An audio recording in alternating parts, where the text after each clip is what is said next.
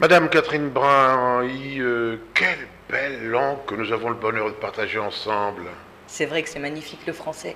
Mais j'ai plutôt envie de vous dire que de nombreuses belles langues nous avons au nom de notre idéal, de nous qui avons ce français en partage, comme on dit, que de nombreuses belles langues nous avons envie de défendre tous ensemble.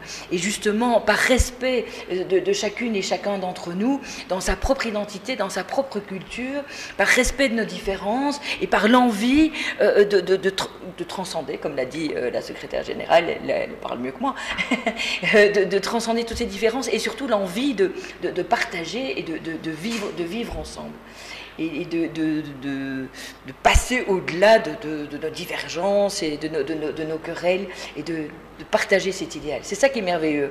C'est ça le français en partage. Mais vous savez, Madame, nous, Congolais, nous sommes toujours posé la question de savoir ce que nous serions devenus si les Belges avaient pensé nous obliger à parler seulement le flamand comme langue de l'enseignement et langue de travail. Vous n'êtes pas flamande, je le sais, mais ça aurait été très restrictif. Écoutez, vous auriez parlé une autre belle langue, qui est la langue de Vendée, et donc vous auriez peut-être été non pas trilingue comme vous l'êtes tous, mais vous auriez peut-être été vous auriez peut-être parlé encore plus riche peut-être. Non, écoutez, toutes les langues sont magnifiques et toutes les langues sont porteuses de culture et de valeurs. Vous savez, j'ai entendu au moment de la journée de la langue maternelle. On a fait une grosse journée, le jour de la journée de la langue maternelle au Centre Wallonie-Bruxelles, notamment avec nos amis de l'UNESCO et l'Observatoire des langues, ici en République démocratique du Congo, qui est vraiment un organe très, très important. Et on nous disait que Nelson Mandela a dit que quand vous parlez à quelqu'un dans une langue, dans une langue qui n'est pas sa langue maternelle, vous parlez à sa tête. Quand vous parlez quand vous lui parlez dans sa propre langue, vous lui parlez à son cœur. Et je pense que c'est très très important, ce respect de chacune et chacun dans sa propre langue, mais c'est dans ce qu'il est véritablement, dans sa propre identité. Vous savez, Madame, je vais vous faire une confidence, nous qui avons voyagé pratiquement à travers tous les continents, il nous est arrivé de regretter pourquoi nous n'avons pas appris l'anglais, parce que si vous n'allez pas en France, vous n'allez pas dans une partie de la Belgique, vous n'allez pas dans une toute petite partie de la Suisse, eh bien le français ne sert à rien.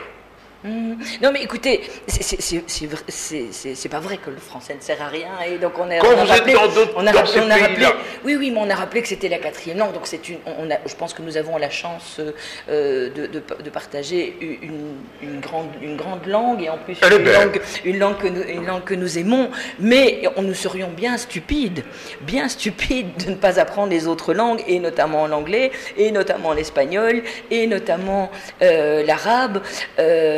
Bien sûr, évidemment, qu'il faut parler les autres grandes langues internationales pour pouvoir voyager et pour pouvoir apprendre et pour pouvoir s'améliorer chacune et chacun, bien sûr. Là, vous avez complètement raison. Vous n'avez pas le sentiment que le français va continuer à reculer un petit peu par rapport à l'anglais, parce que toutes les grandes publications scientifiques se font en anglais, tous les grands savants maintenant, ils sont aux États-Unis où ils sont grassement payés. Vous n'avez pas l'impression que... Il ne tient qu'à nous. Il ne tient qu'à nous.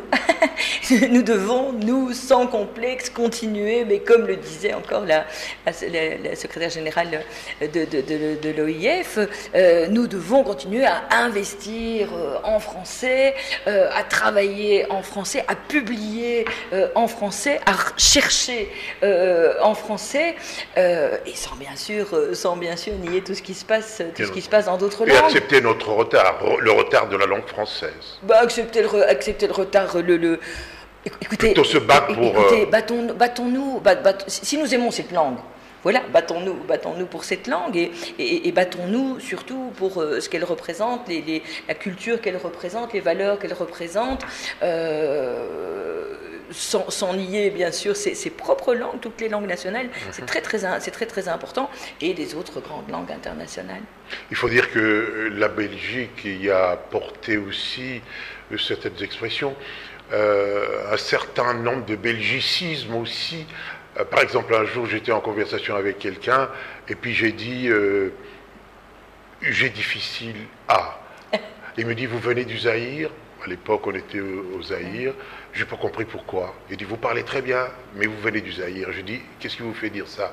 Vous venez de faire un belgicisme dangereux, parce que on ne dit pas en français j'ai difficile à. C'est d'ailleurs, me dira-t-il, une traduction d'une expression flamande qui est entrée en...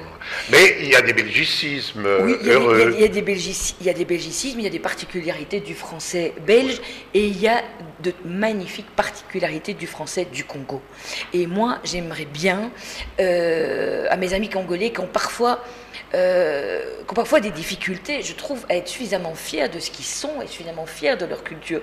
Moi, je suis plus fière parfois de votre culture que vous ne l'êtes vous-même, et je trouve que c'est dommage. Et je pense que le français du Congo est un français magnifique. Il est particulier? Mais oui, il est particulier, il y a des expressions particulières, il est fleuri d'une manière particulière, et je pense que ce français du Congo doit acquérir ses lettres de noblesse. Et nous devons nous battre pour ça.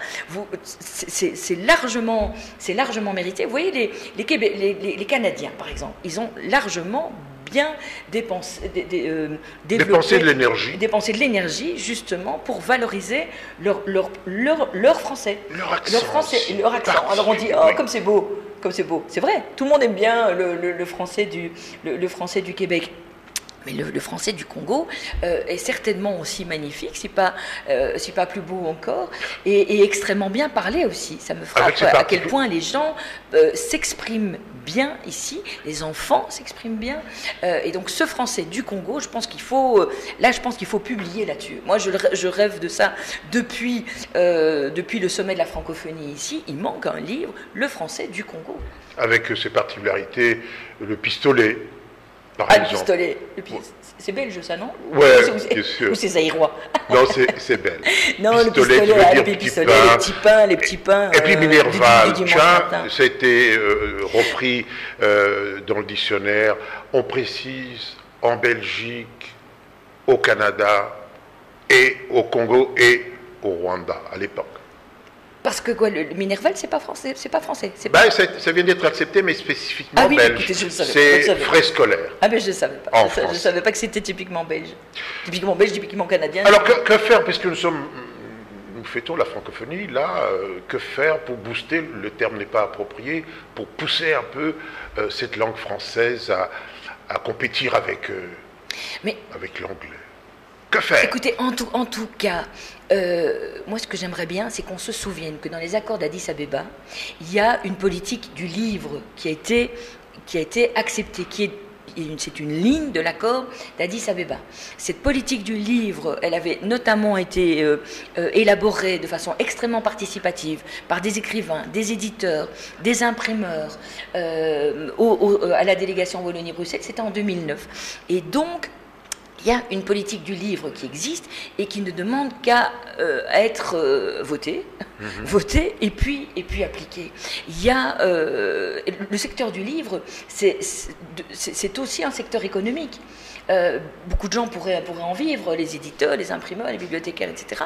Et d'autre part, ces livres d'auteurs congolais devraient davantage se retrouver dans l'enseignement congolais. Il y a de grands auteurs ici qui ont beaucoup de difficultés, non seulement à publier, mais aussi à diffuser leurs livres. Alors, dans un de vos discours, en tout cas dans 2 ou 3, vous avez parlé de l'émergence d'une littérature en langue locale. Comment? Mais elle a beaucoup émergé, et notamment lors de la journée de de la langue maternelle au Centre Wallonie-Bruxelles. Nous avions rassemblé les auteurs qui publient en langue locale et ils sont nombreux. Les éditions Mediapol qui diffusent beaucoup dans le Congo en publient beaucoup. Et il y a notamment, je suis fière de le dire, le responsable de la bibliothèque Wallonie-Bruxelles qui s'appelle Richard Ali qui publie en langue locale, en langue nationale en réalité, puisque je pense que c'est en lingala. Et donc oui, il y a beaucoup d'auteurs qui publient en langue nationale et ils doivent être soutenus. Ils doivent être soutenus. Chers amis congolais, c'est à vous. C'est à vous. Si vous avez une culture magnifique, je vous dis, j'en suis parfois plus supportrice que vous. Ah bah non, croyez-moi, je suis un peu plus supporter que vous. Alors d'accord, super. C'est normal. Non, super, vraiment. Le mot de la fin. Il y a vraiment. Eh bien, écoutez, vive la francophonie, dont nous faisons partie tous. Ce trait d'union que nous avons entre nous, toutes ces valeurs que nous partageons.